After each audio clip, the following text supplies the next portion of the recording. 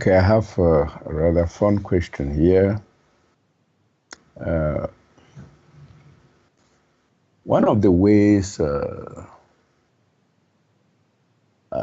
step up, as hinted upon by you, is doing something for the benefit of the bees, the children, the environment. And I reckon this entails some finance. Uh, does it mean that someone with a large sum of money can buy himself a place in the real universes through these large contributions? I want to think that one's perception and recognition, which is quite a subjective issue, irrespective of financial status, is what really gets one firmly established in the East and the real universes. So what do you say about this? I really like that question, Charles. Thank you. Let everybody hear it, okay? Because finances are always brought up. And I'm going to go back a little bit to, build upon this view that you're asking, and it's very good. And that is that there's been this saying, and guess who created this saying? It goes by old sayings. A lot of your real side experiences go off of old sayings because they're in the common language of people. And what is one of the old sayings? Money is the root of all evil. Now, just as a wild guess, who would you think that started that ball rolling? Gee, would it be the church because they got everybody's money and everybody else is starving? Would it be them? It's like, hey, money's the root of all evil. Give us your money. Give us your labor. Give us your support. And they got it. It's interesting, isn't it? So again, here's the idea. And that is that if somebody wants to contribute, but I'm on an adventure for this big stuff anyhow, but because it's my adventure, that's all it is. It's the mechanics of this world. This is what the present mechanics are. In the cowboy and Indian days, hey, they had horses. They rode horses or they walked. Today we have cars, planes, and trains, all right? So this is the mechanics of the world today, and we have the monetary system, all right? The Indians didn't need it. Nobody needs it, but we got it, so we utilize it. And if someone wants to step up and do that, great. And if they want to think that it's going to buy their way in, just kind of like in the movie The Godfather, where Al Pacino and them, they go to the church and they give a lot of money and they get the blessings from the Catholics who are really reptilians, but whatever, thinking that, oh, this is their place and their heavenly abode. It's all fine. It's all fine. But guess what? I don't decide that. I don't decide if they've bought their way into the real universes or whatever. Life, you might say, decides.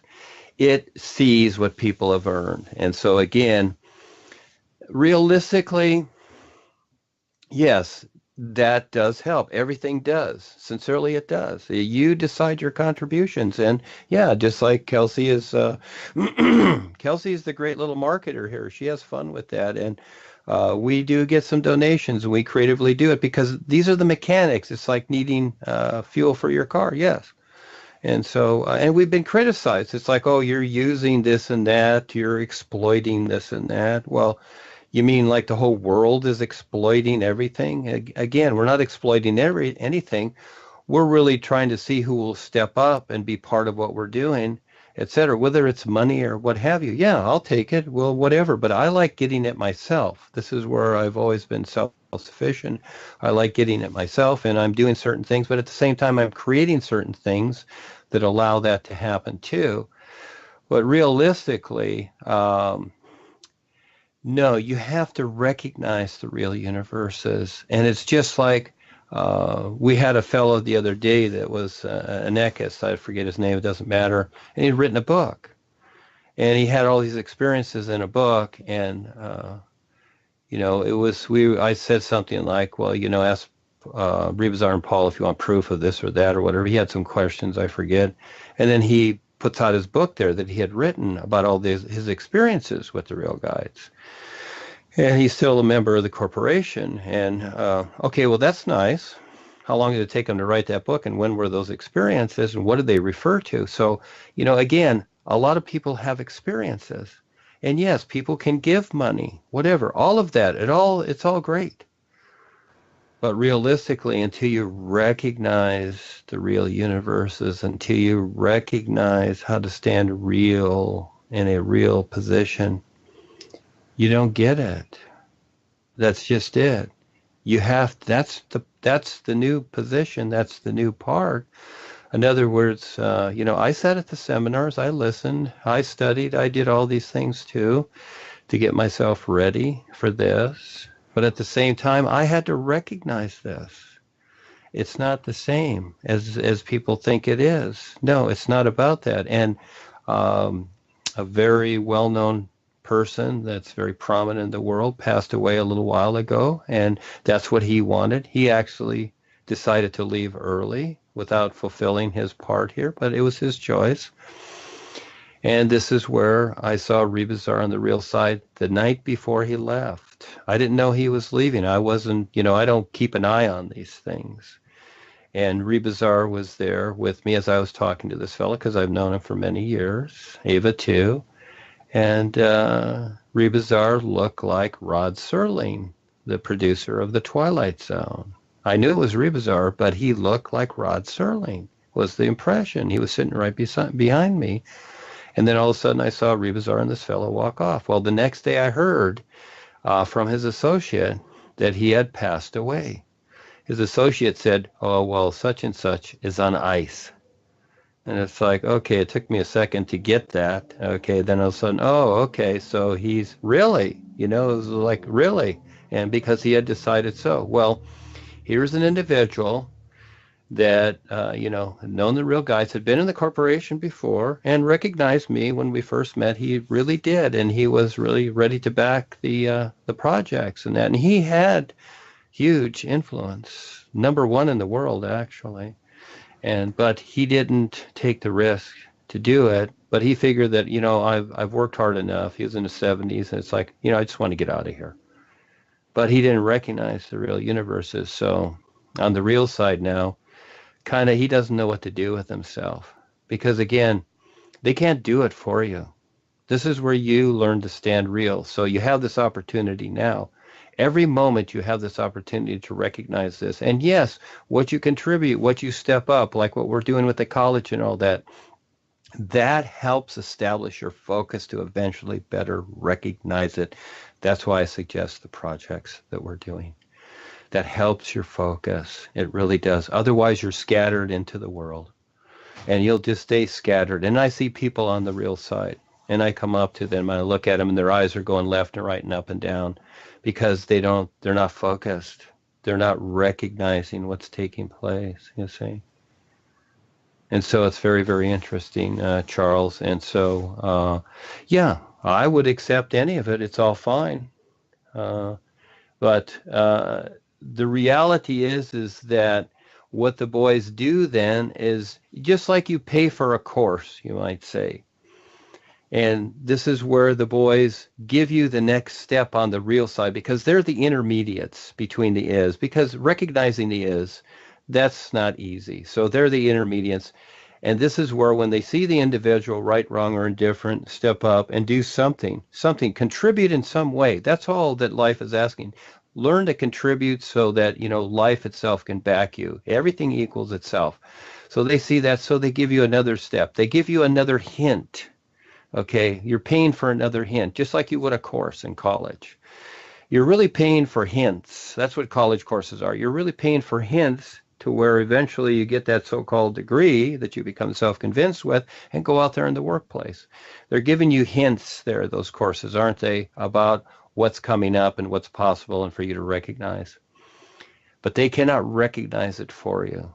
So yes, everything is workable, but at the same time, no, it's up to you. It's up to you to decide to recognize it or not. This becomes very real. We're in that real position now, yes. And so this is the best part once you see it because it encompasses everything. It's just not a program or a teaching or a doctrine that you adhere to where you just get these 5 bodies, accustomed to, that comfortable bed that you sleep in every night. but eventually it starts to sag and you got back pains and all that. Yeah, what does it turn into? See, these teachings turn into the same thing, don't they? They turn into back pains because you're tap blind. Yeah, it's all kind of funny, isn't it? But to recognize no, you got to do that on your own. And so that's where I suggest to step up, take the risk, and some of the people are here.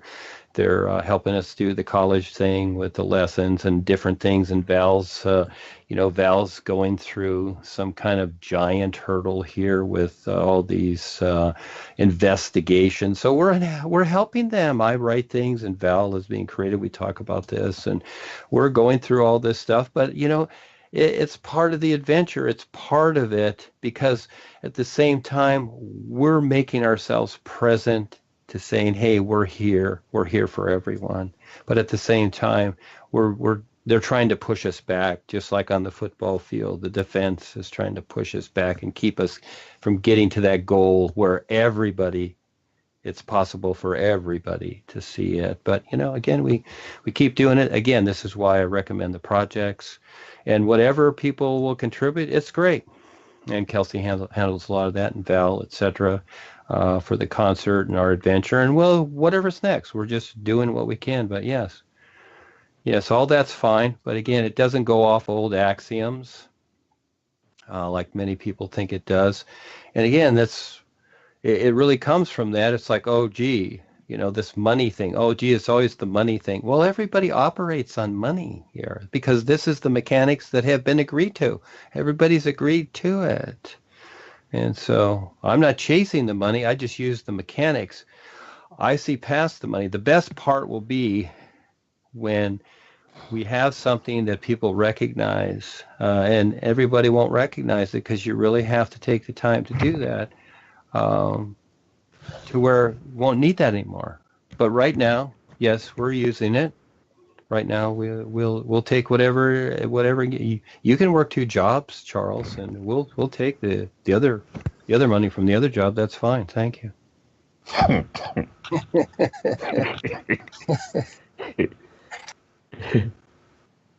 Yeah, I wish I had another job, an additional source. Okay, Duane, my next question is a very thorny one. It sort of shatters the myth about equality.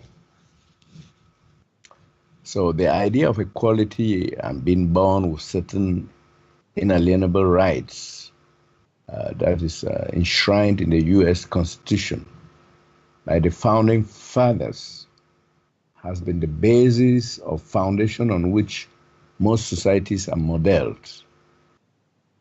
But I want to think that it has caused so much chaos in the world as people die on a daily basis fighting to affirm this equality that is denied them by the controllers. However, there is a deep consideration to this, at least from my perspective, and it is that these founding fathers, Masons as they were, spoke and wrote from what we may call a spiritual state of consciousness that was or isn't attained by the majority of the people. So from my new perspective, I want to opine that we are only equal in the real awareness, whereas the physical milieu is full of inequalities of all sorts, resulting from different karmic backgrounds. The perception of equality, which is basically that we are all free beings of pure light, is a position that everyone attains at their own time with the requisite effort put in. So it is not something that the masses can attain at once, except they collectively become aware at the same time. And so for the idea of equality to be socially and politically legislated, is not only wrong but ruinous to the world. So we each person at their own time rises above all illusions.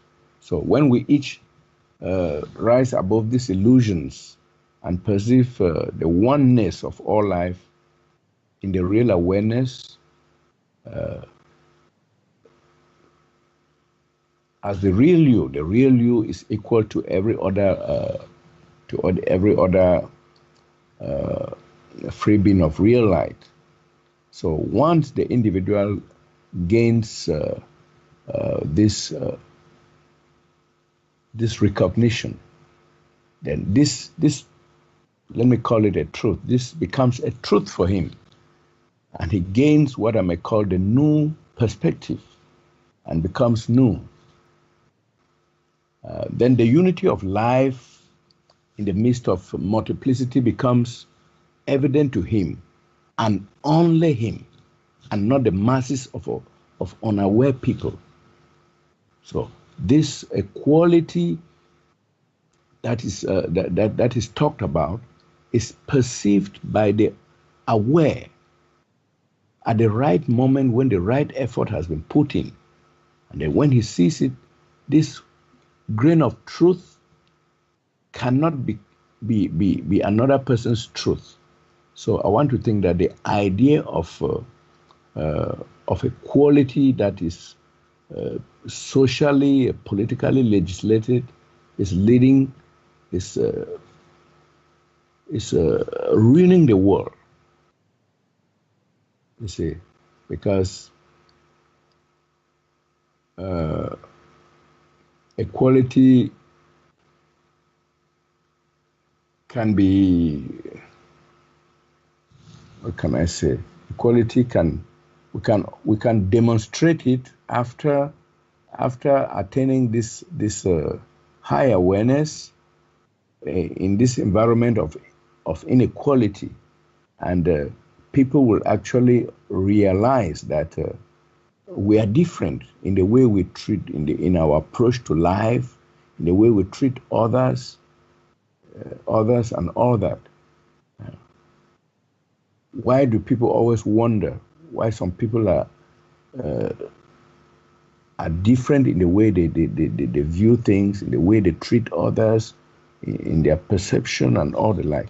It's because they have attained a certain awareness, and they can see through the veil of illusion, and they can see this oneness of man, this unity. This unity is only in the real awareness. You see, it's not in the physical. So I don't know what Duane has to say about this, because I'm taking this. I always take this idea of equality to task. I'm not really satisfied with it.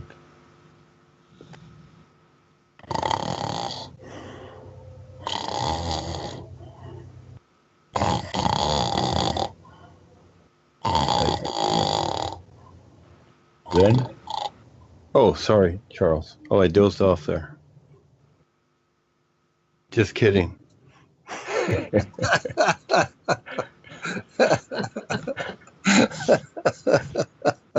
I know you want to say that was too long. No, it's you know what? I really have fun listening to you. I really do. But at the same time, my little self is trying to put it all together to try and remember the central idea. So I have to write it down. But no, I was just kidding there. I wanted to do that because sometimes I hear you doze off. I know you're tired, but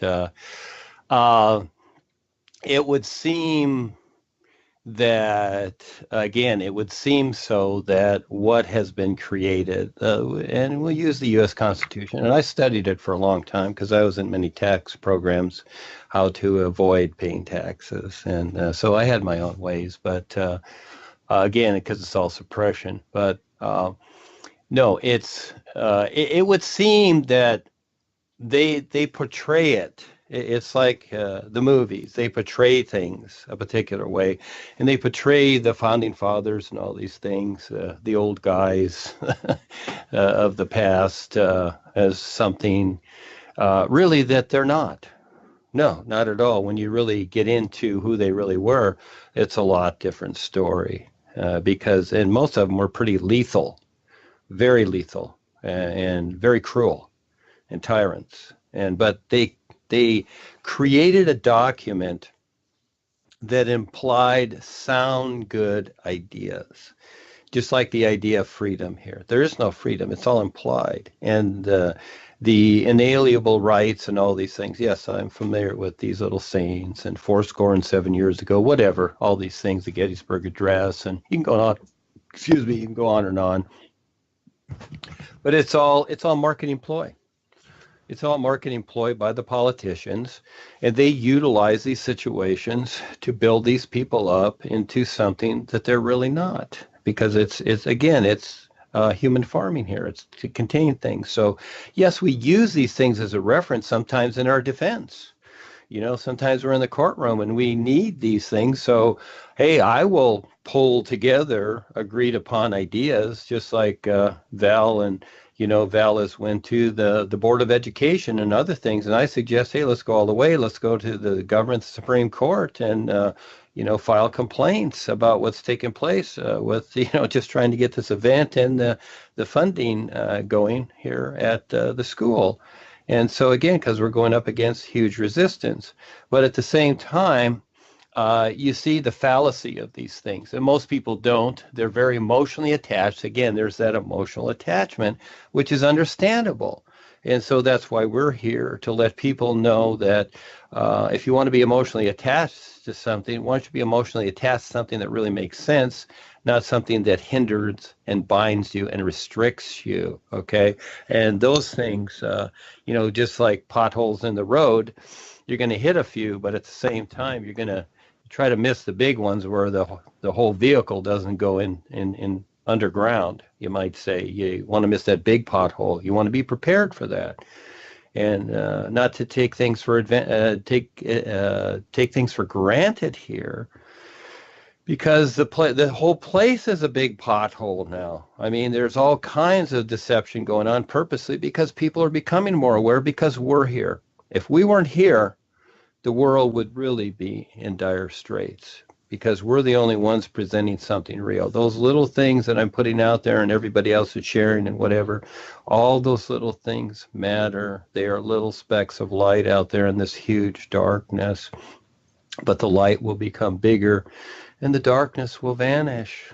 It really will, as people recognize it. And so again, but they must take the risk to do so. So yeah, this equality thing and home of the brave, land of the free, it all sounds good. And you play the band and the national anthem, and they sing this at the sports events where they, tap line everybody with their emotional sensations to, whatever team they're rooting for, whatever. So again, it does sound good, but realistically, yes, just like you said, it's in your real awareness.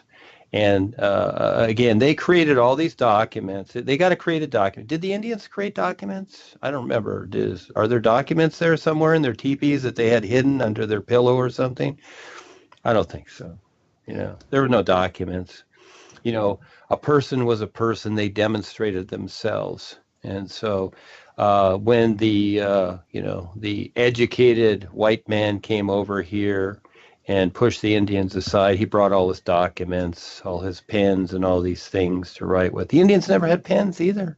They didn't have any of these things. They usually drew something in the ground where they're going or what's going on or when the new moon is, in the dirt with their finger.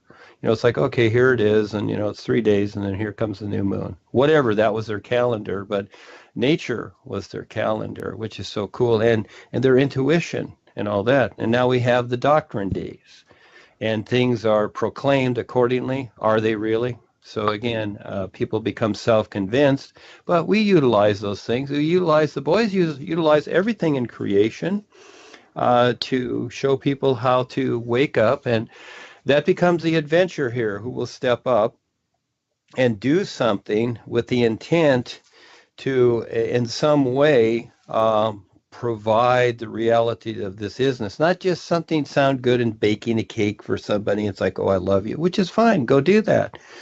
But the bigger picture, I don't know how many cakes Paul baked. I'm just guessing probably none because he was writing all the time, showing people how to wake up to some point to where they can survive better than they have, more so than just obeying the rules and regulations that have restricted them. So again, we're taking the next big leap here. And so, yes, Charles, again, that all does sound good, and but I'm not going to parade on it. Again, it's recognizing your real awareness. That's the bigger picture, and this is what it is now. And this is the challenge. So this is the projects, and mainly the Vessel Project and everything that comes with it, the university, the homeschooling, and so much more, hydroponics and self-sufficient communities, whatever it is. I don't know. We'll see. But these projects are focused on the individual eventually becoming more aware of why they're here, why they came here, because everybody decided to come here, but they forgot. And so we're just helping them wake up to that, and even more, because, when they decided to come here, maybe it was to return to a previous relationship or something. We'll just say it's that. But all of a sudden, hey, things are happening on the earth right now, the new presentation, and we're here. So they have a chance to look at us, or they can just keep coming back into chasing their relationships, whatever. So again, yeah, I see all that as, it's really good marketing ploy. They're really good. They really are. They got everybody fooled. Most people agree that, hey, that's something. And that when they look at us, it's like, well, what are you? Well, you got to figure us out. Yeah. That's a big adventure. So we're on it. So you're here. You've ignited this, Charles. It's your fault. Now you got to deal with it. Yeah. Fun, huh? Like Val. Val's a witness. He'll confess to anything now. He understands how it works. Yes. Are you there, Val? Is he not here, Kelsey? Oh, he's here somewhere. Is he in the house? Oh, okay. I don't see his image up there. So, oh, yeah, I see it. There it is. There it is. There it is. He probably got it on mute, or he's driving or something. But anyhow, so we're having a lot of fun here, and so are you in Africa, and with what Miriam's doing. It's wonderful. So we're little by little, we're bringing it all together, Charles. There's a bigger picture that's going to even shock you a little bit, but we need that shock. We need to be shocked. So get ready. There's a bigger picture coming. Yeah, it's not what you think. It's even better. Yeah, but you got to see it. So, okay, Val, you had your chance. All right, go ahead, Charles. Thank you. Yeah, I need to be shocked. Maybe being stung by a scorpion is a good way to be shocked.